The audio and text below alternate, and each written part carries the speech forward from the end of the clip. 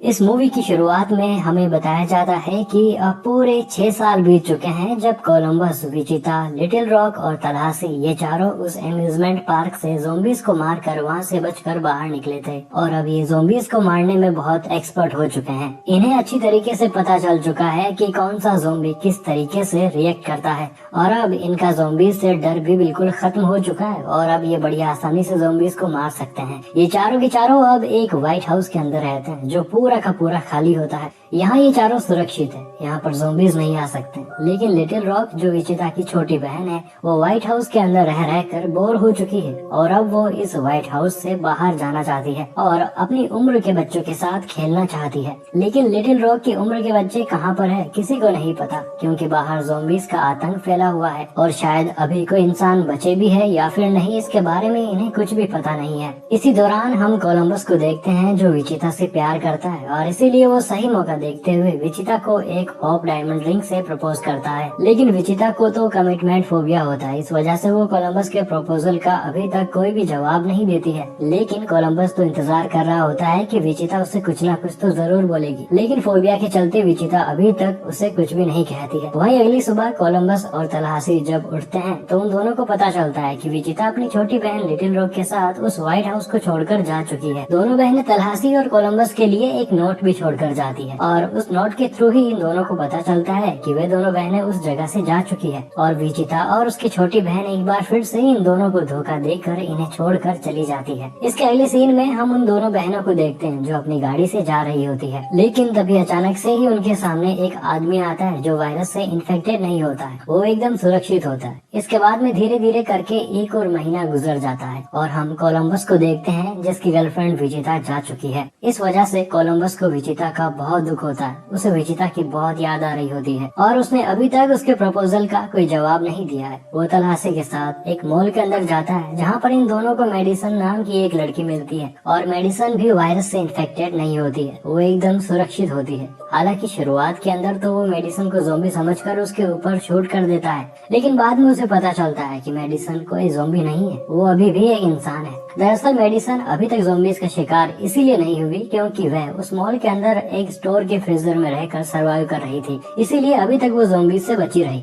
अब हम देखते हैं कि कोलंबस मेडिसन को उस व्हाइट हाउस में आने के लिए इनवाइट करता है, इसीलिए फिर मेडिसन उन दोनों के साथ व्हाइट हाउस के अंदर आ जाती है। हालांकि तलाशी तो मेडिसन को पसंद नहीं करता है, लेकिन वो कोलंबस की बात को टाल भी नहीं सकता है और कोलंबस के ही कहने पर मेडिसन को कोलंबस के साथ रहने की परमिशन भी मिल जाती है और मेडिसन को भी कोलंबस बहुत पसंद आता है। इस वजह से वो बहुत ही कम टाइम के अंदर उसके काफी करीब आ जाती है। लेकिन एक दिन व्हाइट हाउस के अंदर किसी की आवाज सुनाई देती है, इस वजह से कोलंबस और तलाशी उस आवाज को फॉलो करते करते एक दूसरे रूम के अंदर चले जाते हैं, जहाँ ये दोनों शॉक हो जाती है क्योंकि विचिता वापस आ जाती है। वो उन दोनों को बताती है कि जब हम आगे बढ़ रहे थे तब रास्ते में एक सर्वाइवल मिला और अब मेरी छोटी बहन उस आदमी के साथ ग्रेसलैंड के लिए निकल चुकी है, लेकिन अभी भी बाहर बहुत ज्यादा ज़ोंबीज है जो पहले से कई ज्यादा खतरनाक और होशियार हो चुके हैं। वो अपना दिमाग भी इस्तेमाल कर सकते हैं, इस वजह से मुझे यहाँ पर आना पड़ा क्योंकि मुझे कुछ हथियारों की जरूरत है और मैं लिटिल रॉक यानी मेरी छोटी बहन की सुरक्षा के लिए कुछ भी कर सकती हूँ। और वह कोलंबस से एकदम से ही वहाँ से जाने के लिए उससे माफी भी मांगती है और अब देखते ही देखते धीरे धीरे कोलंबस और विचिता के बीच में सब कुछ ठीक होने लगता है। लेकिन तभी वहाँ पर कबाब में हड्डी मेडिसन आ जाती है, जिसे देखकर कहीं न कहीं विचिता को अच्छा नहीं लगता है। अब अगले दिन ये सारे हथियारों को गाड़ी में डालकर लिटिल रॉक की सुरक्षा के लिए और उसे लाने के लिए वहाँ से निकल जाते हैं और जब ये आगे बढ़ रहे होते हैं तब रास्ते में इनके ऊपर कुछ ज़ोंबीज हमला कर देते हैं। इस वजह से यह भी वहाँ पर अपनी गाड़ी को रोक लेते हैं और उन ज़ोंबीज को मारने लगते हैं और धीरे धीरे ये सभी ज़ोंबीज को मार ही देते हैं। लेकिन वहाँ पर एक ज़ोंबी ऐसा भी होता है जिस पर गोलियों का भी कोई असर नहीं होता है, बड़ी मुश्किलों से ये उस ज़ोंबी को मारते हैं और अब इन सबको पता चल जाता है कि अब ज़ोंबीज पहले की तरह चूतिए नहीं है जो एक गोली से ही मर जाएंगे, क्योंकि अब ज़ोंबीज बहुत ज्यादा खतरनाक हो चुके हैं। इसके बाद ये अपने सफर को फिर से शुरू कर देते हैं, लेकिन जब ये आगे बढ़ ही रहे होते हैं तब रास्ते में मेडिसन के अंदर उस वायरस के सिस्टम आना शुरू हो जाते हैं, जिससे वे समझ जाते हैं कि अब मेडिसन भी इन्फेक्टेड हो चुकी है। उसके ऊपर पहले किसी ज़ोंबी ने हमला किया था और और अब वो वायरस धीरे धीरे उसके ऊपर पूरी तरीके से हावी हो चुका है। और इससे पहले कि मेडिसन पूरी तरीके से ज़ॉम्बी में तब्दील हो, कोलंबस को उसे कार से बाहर निकालकर थोड़ा सा दूर ले जाकर मारना पड़ता है। अगर वो ऐसा नहीं करता है तो मेडिसन उसके ऊपर हमला कर देती और उन्हें भी ज़ॉम्बी बना देती। इसके बाद ये अपने सफर में फिर से आगे निकल जाते हैं और जब रात होती है तो यह एक होटल के सामने आ जाते हैं और इसी दौरान इन्हें होटल के सामने लिटिल रॉक की कार दिख जाती है। इसके बाद ये तीनों उस होटल के अंदर जाते हैं और उस होटल के अंदर नावेदा नाम की एक लड़की भी होती है जो इन्हें ज़ॉम्बी समझकर इनके ऊपर गन तान देती है, लेकिन बहुत ही जल्द उसे समझ आ जाता है कि इनमें से कोई भी इन्फेक्टेड नहीं है।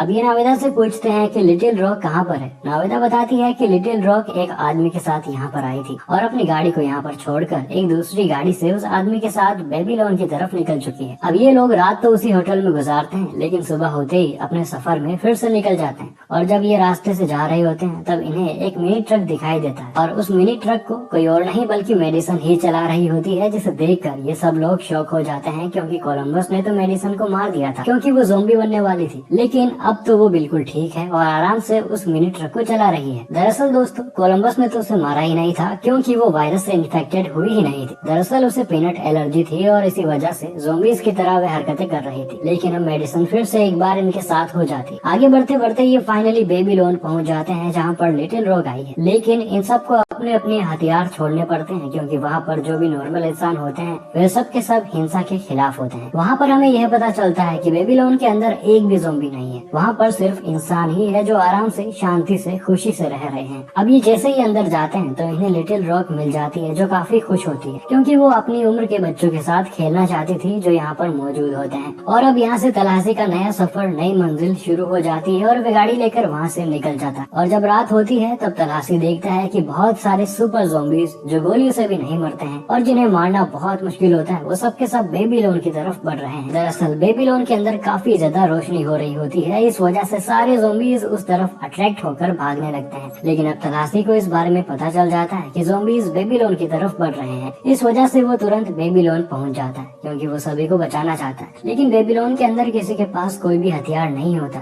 तलाशी उन्हें कहता है कि चूतियों, उन ज़ॉम्बीज को मारना इतना आसान नहीं है, इसीलिए हमें बायोडीजल का इस्तेमाल करना होगा। वो यहाँ पर प्लान बनाता है और साथ ही सभी मौजूद लोगों को बताता है कि उन्हें कैसे लकड़ी को शील्ड बनाकर अपने आप को बचाना है। इसके बाद ये बायोडीजल के बड़े बड़े ड्रम्स को रास्ते में रख देते हैं ताकि उन्हें ब्लास्ट करके ज़ॉम्बीज को मारा जा सके। और थोड़ी देर के बाद ही वहाँ पर ज़ॉम्बीज आने शुरू भी हो जाते हैं। तभी ये उन ड्रम्स को ब्लास्ट करके ज़ॉम्बीज को मारने लगते हैं, लेकिन ज़ॉम्बीज की तादाद इतनी ज्यादा होती है कि तब भी कई सारे ज़ॉम्बीज बच जाते हैं और वे बेबीलोन के अंदर घुसने लगते हैं। यह चारों के चारों एक प्लेटफॉर्म के ऊपर होते हैं और वहीं से ज़ॉम्बीज से लड़ते हैं, लेकिन थोड़ी देर के बाद ही इन्हें पता चल जाता है कि अब ये उन ज़ॉम्बीज का सामना नहीं कर सकते हैं। इसीलिए ये चारों का एक सर्कल बना लेते हैं क्योंकि इन्हें पता चल जाता है कि अब ये ज़ॉम्बीज का शिकार होने वाले हैं। लेकिन इससे पहले कि यहाँ पर ऐसा कुछ हो, वहाँ पर उस होटल के ओनर नावेदा, जो कि तलाशी को पसंद करती है, वो वहाँ पर अपनी सुपर कार लेकर आ जाती और इन्हें बचाकर वहाँ से जाने लगती है। लेकिन इसी बीच उनकी कार पलट जाती है। इस वजह से अब वो बाहर निकलकर अपनी जान बचाते हुए एक बिल्डिंग के अंदर चले जाते हैं। तलाशी सबसे पीछे होता है जो ज़ॉम्बीज का सामना कर रहा होता है और वे सामना करते करते उसी बिल्डिंग की टॉप पर आ जाता है जहाँ पर सभी लोग लकड़ी की शील्ड बनाकर लाइन में खड़े होते हैं और उस लाइन के बीच में से तलाशी भागने लगता है और उसके पीछे पीछे सारे ज़ॉम्बीज आने लगते हैं। लेकिन यहाँ पर तलाशी भागते भागते क्रेन पर लटक जाता है और सारे ज़ॉम्बीज बिल्डिंग से नीचे गिरने लगते हैं। दरअसल ये ज़ॉम्बीज को मारने का प्लान होता है और ये अपने प्लान के अंदर कामयाब भी हो जाते हैं और तलाशी बड़ी ही बहादुरी से सभी ज़ॉम्बीज को मार गिराता है। और तलाशी हमेशा से ही चाहता था कि उसे किलिंग ऑफ ज़ॉम्बीज का अवार्ड मिले